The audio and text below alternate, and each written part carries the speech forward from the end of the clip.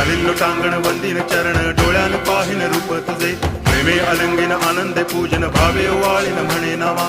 त्वमेव माता पिता त्वमेव